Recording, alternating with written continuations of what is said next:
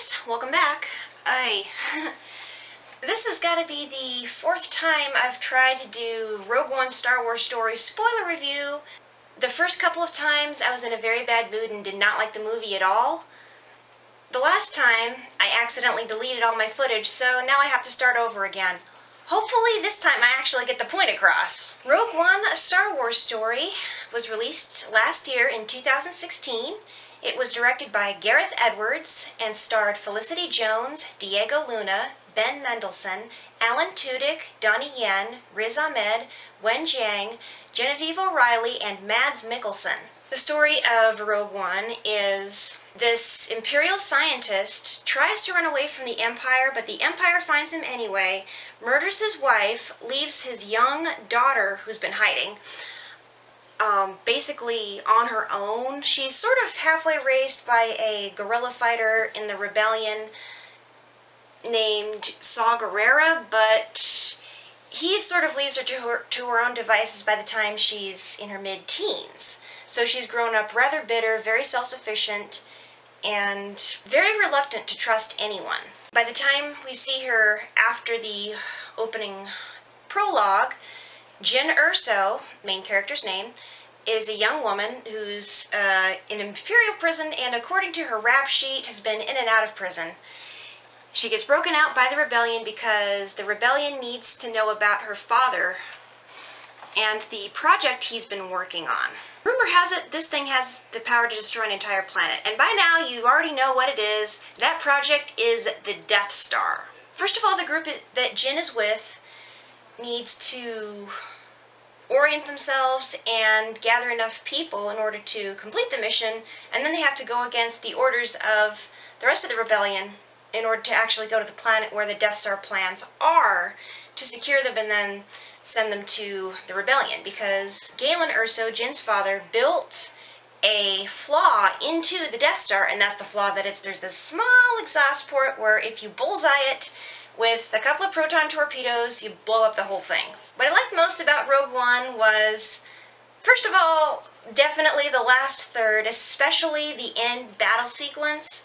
The angles that are on those X-Wings that they fly through the air are awesome, and the attitude of the pilots, the going back and forth, plus the cameos of Red Leader and Gold Leader in there, that was another plus. Which brings me to, I adored every single one of the character cameos, with the exception of 3, which I will touch on when I discuss what I disliked about Rogue One. My favorite characters were Chirrut Imwe and K2SO.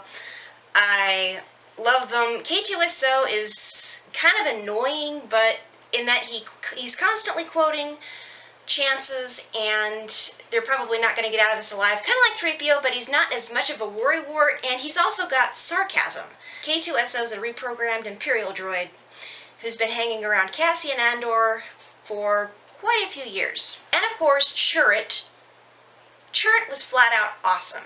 He may not have been a Jedi, and he may not have had a lightsaber, but he still kicked serious butt, despite the fact he was blind, and his faith in the Force, even though it came across a little bit cartoonish, it was great to see, and every time I see Chirrut, I just get a big smile on my face from the time they meet him to the time he goes out, which is heartbreaking, by the way.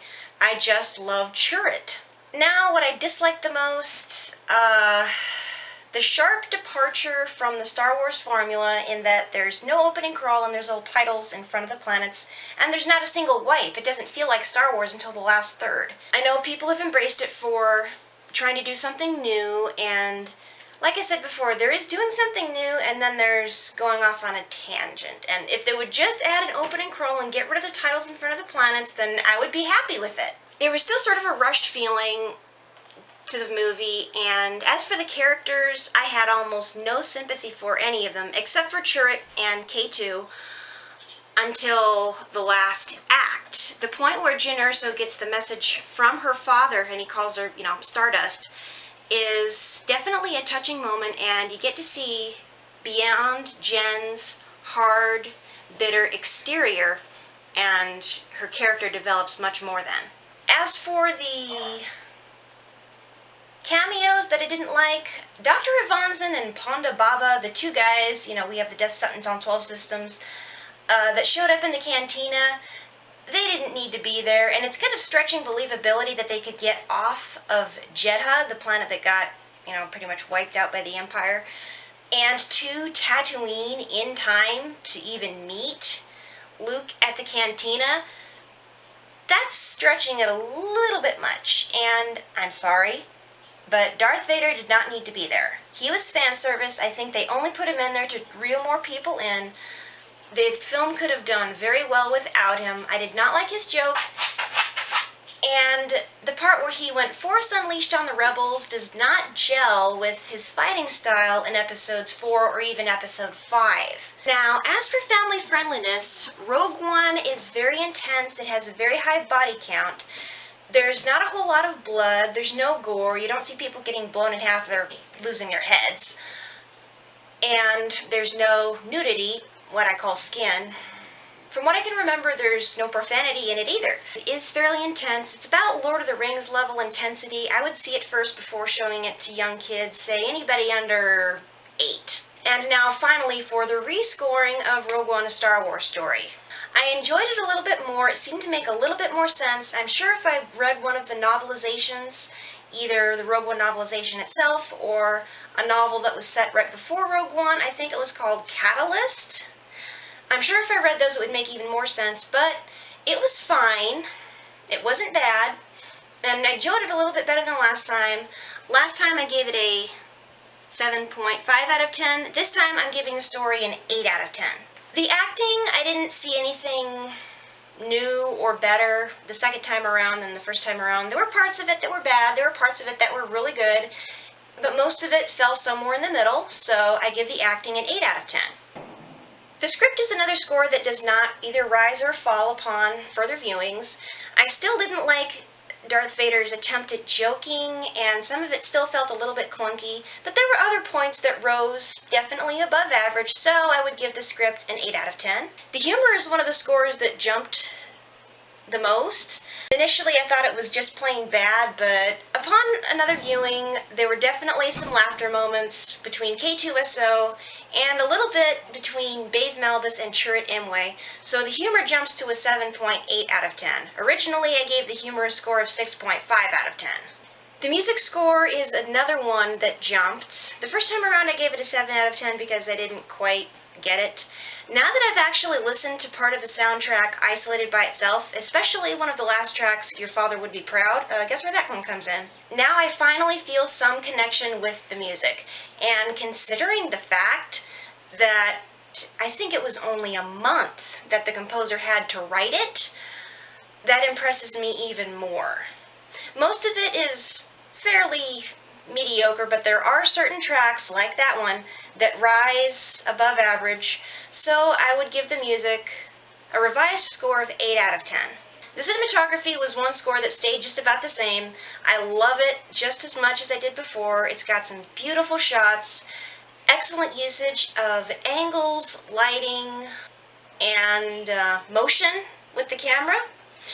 Gareth Edwards definitely knows how to pick his cinematographers, so that score, cinematography, gets a 9.5 out of 10. First of all, I'll give you my original score. My original initial viewing of Rogue One brought the score up to about a 7.7 out of 10. Seeing it again, I bring my score up to an 8.2 out of 10. I honestly think the main problem with Rogue One is the fact that it was so rushed. From between the script rewrites and the reshoots and the film score being rushed, with that arbitrary release date looming, they just did not have time to bring it up to where it needed to be. Given what they had, they did their best for Rogue One, and I'm definitely including it in my mega Star Wars marathon at the end of the year leading up to the release of Episode 8. So guys, that's all. I hope to do another regular film review soon, but I don't know when I can do that. But until next time, this is the Clumsy Jedi signing off. Bye guys!